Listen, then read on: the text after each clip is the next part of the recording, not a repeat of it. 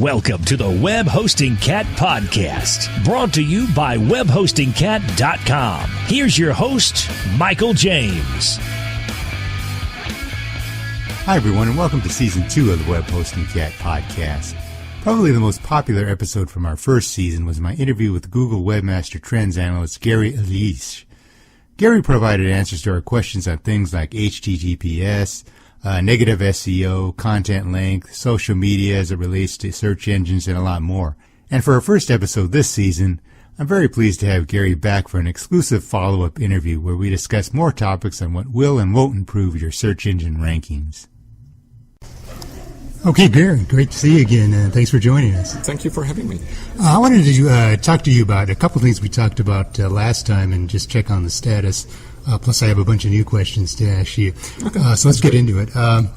First, last time we talked, the emphasis on the search engines was for website owners to really create compelling content so that they really answer the user's question and help them out. As we talked today, is that still the case? That's still stuff that website owners should focus on? Yes. I don't think that will change anytime soon. Basically, if people focus on quality content and answering the users' questions, then that's exactly what will lead to success. Let me ask you, how important are what I call the legacy SEO factors, the traditional things like header tags and meta descriptions and alt tags for photos? Do those still matter, or is it really about compelling content? I mean, these also matter to some extent, and people have to know how to make use of them. They can help on making search engines in general understand better their content. So, for example, with a title tag, or meta description, even though we don't use them all the time, we do rely on them to understand content.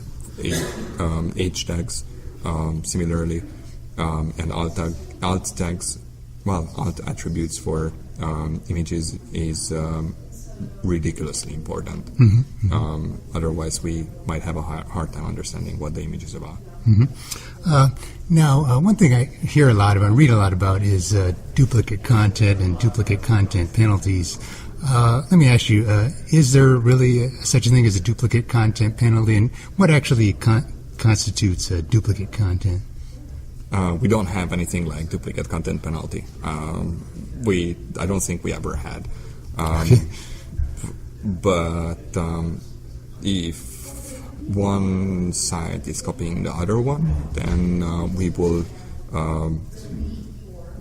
try hard to make sure that we are picking up for search the original version. So that's one thing. The other thing is that duplicate content on the same site will not cause any sort of penalty for you, but the same thing applies. Like, you are leaving it to us to decide what to show in search, and you are probably also wasting some of the time Googlebot can spend on your site. Gotcha. Now, website speed is thought to be a big factor as far as a user's experience. As far as the search engines, I don't think we ever said that it's a big factor.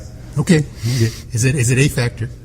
It is a factor, but we never said that it's a big factor, as far as I know. Okay, is it enough of a factor that someone should take action, like switch their web hosting or add a content delivery network?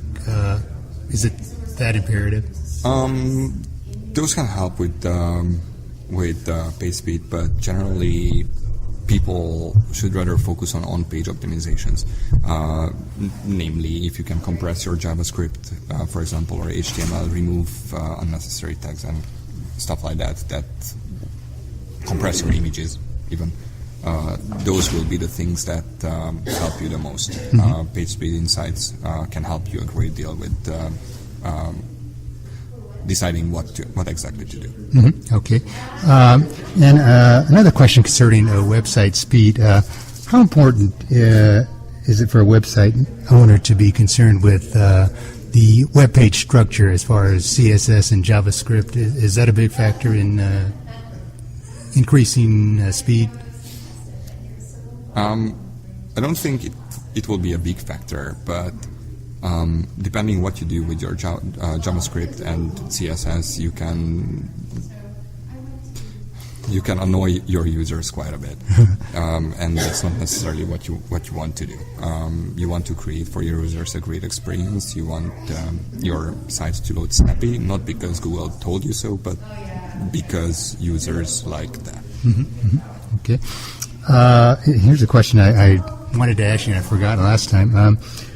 Is there any benefit in buying an age domain for your website, or can a new website rank just as well as one that's been around a while?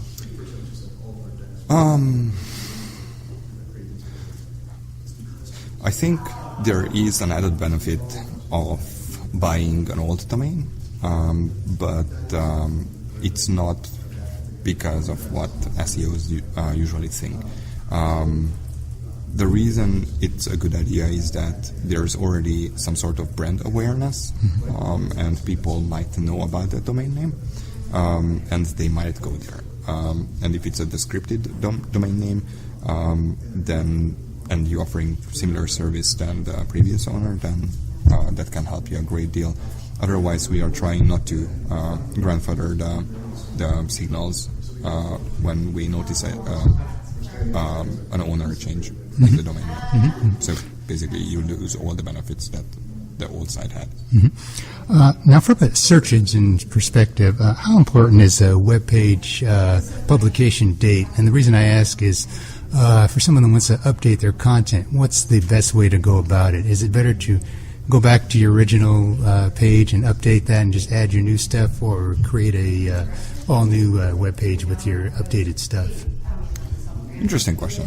I don't think I ever thought about it, actually. Publication date can be quite useful. We might show it in the snippet as well, as a leading text or lead text. But what should you do?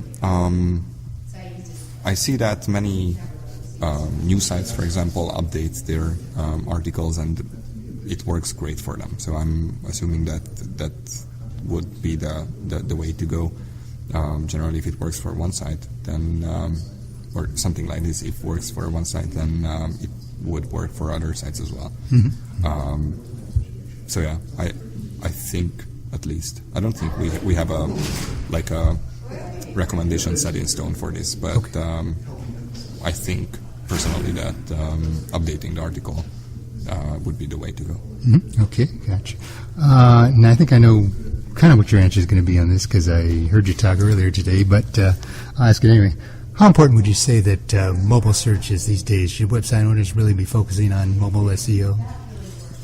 Well, we were telling people for almost 7 years, I think, that mobile is important. If people still think that it's not important, then probably they shouldn't do SEO at all. It is one of the things that are the most important nowadays. And last question I have for you is, one of the other new technologies is voice search. I haven't really done anything with it yet, but I'm just curious, is there anything website owners can do to optimize their site for voice search? Right. I think voice search would be the perfect example of where you have to write the same way you talk. Basically, if you over-optimize your content and it doesn't read natural anymore, that would hurt you in voice search. So yeah, other than that, I don't think there's more to it. Try to answer user questions and see how it goes. Okay, great. Well, listen, I know you're busy. I really want to thank you for joining us again. Appreciate whenever you can spend some time with us, and I hope to see you again sometime. Thank you for having me. Okay, thanks, Gary. Thanks. And once again, big thanks to Gary for taking time out from his busy schedule to answer some of our questions. That's going to do it for this episode of the podcast. If you'd like to review some of the information from my interview with Gary, just go to our website at webhostingcat.com. Until next time, this is Michael James wishing you all the best with your website endeavors. Thanks so much for listening, and take care. You've been listening to the Web Hosting Cat Podcast, sponsored by webhostingcat.com. The preceding program is copyrighted 2016 by Tux Cat Media.